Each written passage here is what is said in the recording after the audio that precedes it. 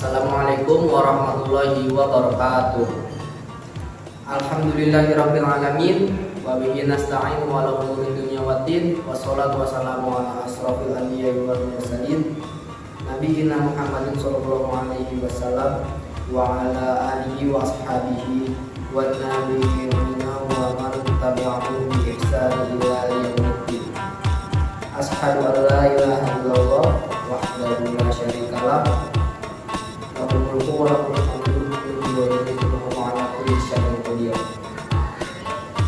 Jamaah rahimahullah, perubahan zaman diiringi dengan perkembangan teknologi serta informasi yang begitu cepat saat ini haruslah diimbangi dengan bekal keimanan dan ketakwaan kepada Allah Subhanahu wa taala.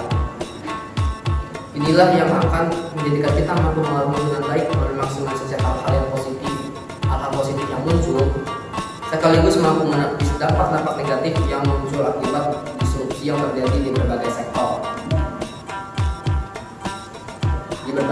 kehidupan. Sehingga sangat relevan sekali dalam setiap khutbahnya khotib wajib mengingatkan, mengajak dan menguatkan ketakwaan kepada Allah Subhanahu wa taala mengenai banyaknya ayat suci Al-Qur'an. Di sini saya akan membacakan yaitu surat Al-Baqarah surat kedua ayat 197. A'udzubillahi minasyaitonirrajim. Bismillahirrahmanirrahim. Wa tazawwadu fa inna khairal zadi taqwa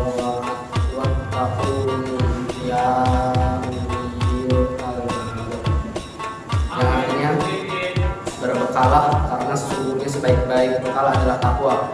Bertakwalah kepadaku wahai orang-orang yang punya akal sehat. Quran surat Al-Baqarah ayat 197. Jamaah umat rahimahullah, perubahan zaman adalah sebuah keniscayaan. Perkembangan ilmu dan teknologi menjadikan semakin cepatnya peradaban. Jika dulu untuk memberikan kabar kepada orang lain harus mengirim surat dan menunggu balasan selama berhari-hari, bahkan berbulan-bulan, saat ini dalam hitungan detik hal itu bisa saja dilakukan. Jika dulu informasi hanya dimiliki oleh segelintir orang, saat ini semua orang bisa mengakses informasi kapanpun dan dimanapun. Dunia seolah sudah ada dalam genggaman. Apapun yang kita inginkan bisa difasilitasi dalam berbagai perangkat hasil perkembangan ilmu pengetahuan dan inovasi teknologi melalui internet. Namun perlu kita ingat bahwa perubahan ini bukan hanya membawa dampak positif bagi peradaban. Ancaman dekadensi moral dan hilangnya kemanusiaan juga terancam oleh drastis perubahan jika tidak disikapi dengan benar. Seperti contohnya yaitu ini diibaratkan pisau yang bisa memberi manfaat besar jika dipegang dan digunakan oleh seorang koki atau pemasak, namun akan mendatangkan bencana bila dipegang dan dikuasai oleh penjahat. Oleh sebab itu, perubahan zaman akibat cepat dan masifnya perkembangan teknologi harus diimbangi dengan kesadaran bahwa teknologi adalah wasilah atau alat dan bukan gaya atau kehidupan atau tujuan. Kita harus membentengi diri kita dan orang lain dari efek negatif perkembangan teknologi untuk menghindari sebuah tatanan peradaban yang menghantarkan pada jurang kehancuran. Ada kalimat bijak yang mengatakan, dengan teknologi hidup menjadi mudah, dengan seni hidup menjadi indah, dan dengan agama hidup menjadi terarah. Agar semuanya bisa kita jalankan, maka perlu kita pegang kaidah yang populer di lingkungan pesantren. Jemaah Jumat rahimahumullah, yang juga sangat penting kita sadari dan lakukan di era saat ini adalah membekali para generasi muda kita dengan nilai-nilai spiritual, karakter, dan akhlak yang baik di tengah gempuran berbagai macam hal negatif akibat cepatnya perubahan zaman. Mau tidak mau, mereka lah yang akan meneruskan tongkat estafet kepemimpinan peradaban. Jika mereka tidak dibekali dengan karakter mulia seperti ini, maka bisa jadi mereka akan terseret dan tergerus oleh arus negatif perubahan zaman. Misalnya, kita bisa lihat sendiri bagaimana nilai-nilai etika, tata krama, budaya sosial sudah mulai pudar akibat sebagian generasi sekarang lebih menikmati kehidupan dunia maya. Maka mereka betah untuk tidak bersosialisasi dengan orang lain di dunia nyata dan memilih menghabiskan waktunya untuk berselancar di dunia maya. Secara tidak langsung mereka menjauhkan yang dekat dan mendekatkan yang jauh, sehingga tidak peduli dengan orang-orang di sekitar mereka.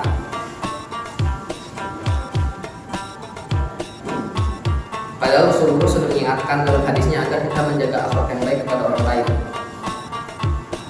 Ittaqillaha haitsuma kunta wa asbi'il sayyi'ata hasanata tamhuha wa khaliqin nasa bi khuluqin hasan. Yang artinya, bertakwalah kamu kepada Allah dimanapun kamu berada. Jadilah perbuatan buruk yang sudah dilakukan dengan perbuatan baik yang dapat menghapusnya. Dan berakhlaklah pada orang-orang dengan akhlak yang baik. Hadis riwayat At-Tirmizi. Selain berubahnya akhlak dan sikap generasi muda, penetrasi budaya luar negeri dari derasnya konten yang mengalir melalui media sosial juga membawa dampak semakin mengukurnya nilai-nilai leluhur warisan nenek moyang. Hal ini bisa terlihat dari sikap, model, dan gaya pakaian generasi muda saat ini yang gampang terbawa tren tanpa dilandasi nilai-nilai agama. Jika ini dibiarkan, bagaimana masa depan mereka dan tentang dunia?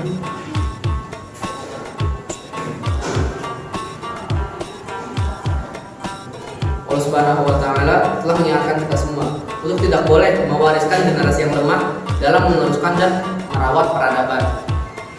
Tambah lagi peradaban kita yang saat ini itu semakin arahnya ke barat-baratan. Agama Islam mendorong para generasi penerus untuk menjadi generasi yang kuat dan mampu menunjukkan optimisme masa depan cerah serta tidak mengkhawatirkan para orang tua. Hal ini disebutkan juga dalam Al-Quran surat An-Nisa ayat 9. Bismillahirrahmanirrahim. Wal yakhshal ladzina law taraku min khalfihim zurriyatan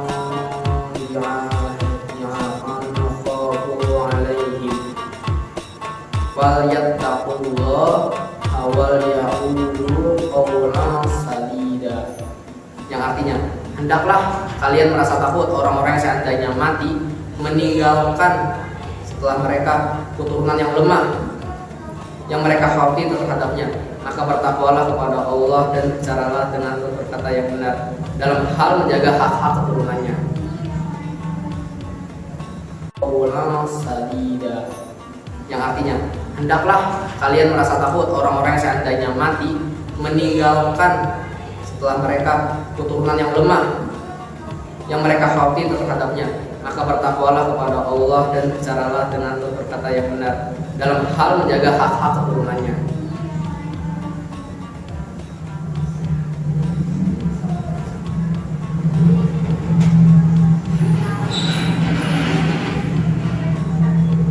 Jemaah Jumat rahimakumullah, semua ini menjadi bahan renungan dan menjadikan kita untuk lebih peduli pada generasi penerus dengan berupaya semaksimal mungkin melindungi dan menjadikan mereka pribadi yang mengenai diri dan Tuhan.